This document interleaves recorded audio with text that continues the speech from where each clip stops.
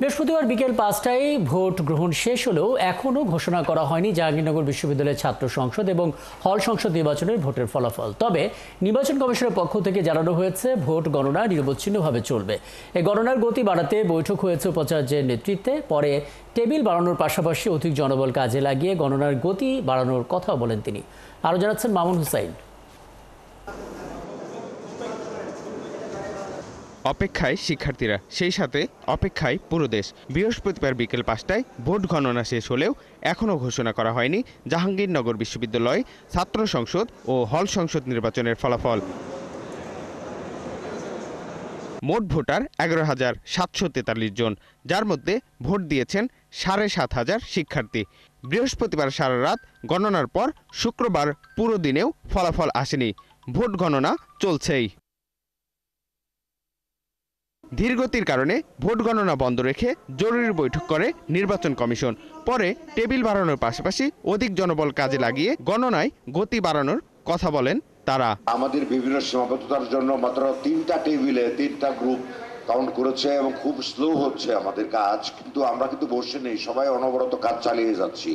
তো আজকে আমরা চাচ্ছি আমাদের লোকবল আরেকটু বাড়িয়ে, বৈধভাবে আরেকটু বাড়িয়ে, নিয়মের মধ্যে আরো কয়েকটা টেবিল করে কয়েকটা গ্রুপে আমরা আজকের মধ্যেই যতটা সম্ভব রেজাল্ট কাউন্ট করে রেজাল্ট প্রস্তুত করার জন্য।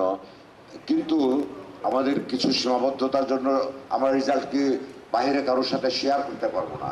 এদিকে যে কোনো মূল্যে অকার্যকর করতে প্রশাসন দৃঢ় প্রতিজ্ঞ বলে মন্তব্য করেছেন শিবির সমর্থিত প্যানেল ঐক্যবদ্ধ শিক্ষার্থী জোটের ভিপি প্রার্থী আরিফ উল্লাহ আদিপ। প্রশাসন তাদের কথা শুনে ষড়যন্ত্র করে এই ফলাফল আটকিয়ে দেয়, তাহলে আমরা এটা সকল শিক্ষার্থী, সকল প্রার্থী মিলে এমন প্রতীক গড়ে তুলব, এই প্রশাসন আসলে তার জায়গায় আর থাকবে না। হল সংসদের ভোট গণনার পর এখন চলছে ছাত্র সংসদ নির্বাচনের ভোট গণনা। মামুন হুসাইন, ৭১, জাহাঙ্গীরনগর বিশ্ববিদ্যালয়, সাভার। জাকসু নির্বাচনের ভোট গণনার খবরাখবর রাখছেন সহকর্মী রায়ান বিন আমিন, যুক্ত হচ্ছেন আমাদের সঙ্গে। রায়ান, ১৯ ঘন্টা পার হয়ে গেছে আপনার সঙ্গে যখন কথা বলছি, এবং নানা নাটকীয়তা আমরা দেখেছি, এবং পরবর্তীতে জনবল বাড়িয়ে, টেবিলের সংখ্যা বাড়িয়ে হাতে গণনা করার কথাও আমরা শুনতে পাচ্ছি। সময়টা কেমন লাগতে পারে এবং এই মুহূর্তে আসলে কি চলছে, সবশেষ আপডেট যদি আমাদেরকে জানাতেন।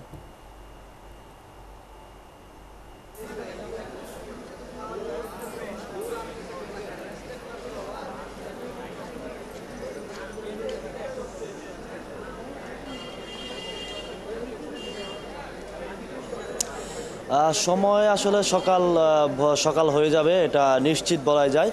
তবে গতি বেড়েছে, আগের থেকে গতি বেড়েছে, টেবিল বেড়েছে, পাশাপাশি জনবল যারা আছেন তাদের সংখ্যাও কিন্তু নির্বাচন কমিশন সহ বিশ্ববিদ্যালয় প্রশাসন বাড়িয়েছে।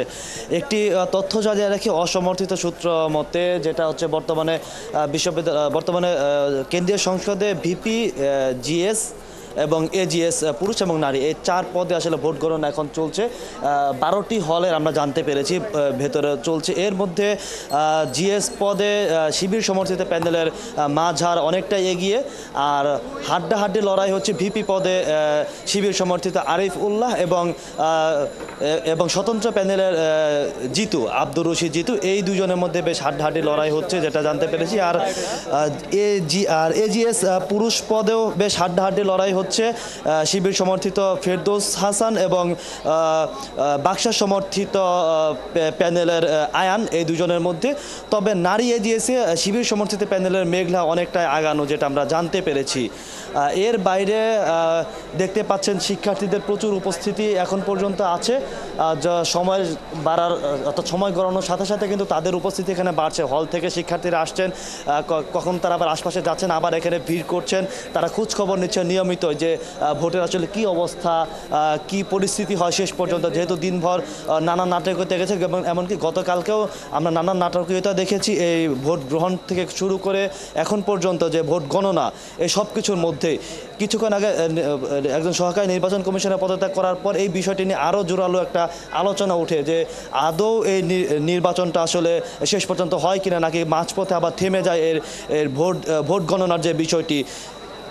তবে সবকিছু উড়িয়ে আসলে প্রধান নির্বাচন কমিশনার এবং নির্বাচন কমিশনের সদস্য সচিব যিনি এখন প্রক্টরের দায়িত্বে আছেন তারা নিশ্চিত করেছেন যে নির্বাচন যেভাবে চলছে অর্থাৎ ভোট গণনার গতি যেভাবে চলছে সেভাবেই চলবে এবং খুব দ্রুত সময়ের মধ্যে যতটা দ্রুত সময়ের মধ্যে ফলাফল প্রকাশ করা সম্ভব তারা সেটিই করবেন।